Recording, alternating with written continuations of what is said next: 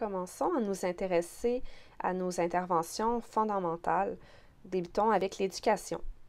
Selon une revue systématique de 13 essais cliniques randomisés, il était clair que l'éducation, l'exercice et la perte de poids sont les piliers des traitements non pharmacologiques. L'exercice et la perte de poids améliorent la fonction et réduisent la douleur.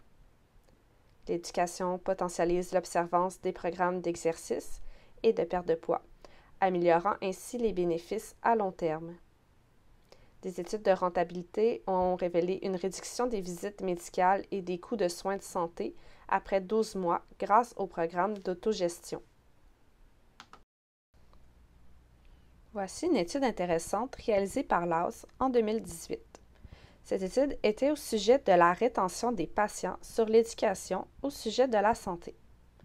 Donc, globalement, ils ont fait de l'éducation aux patients, puis les ont fait revenir une semaine plus tard pour passer un test. 50% d'entre eux se souvenaient heureusement avec précision de l'information sans indice.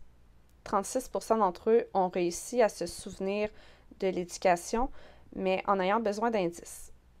Par contre, 15% d'entre eux ne s'en souvenaient pas du tout ou de façon erronée. Ils ont noté une corrélation entre les niveaux d'éducation et l'exactitude de la rétention de l'information.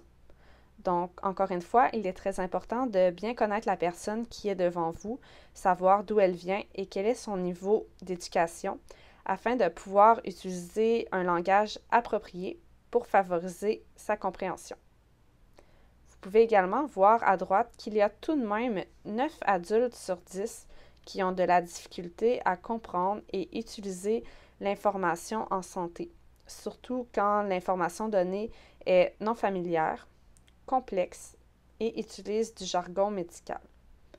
Alors, il est important de bien vulgariser l'information à vos patients afin d'assurer leur compréhension.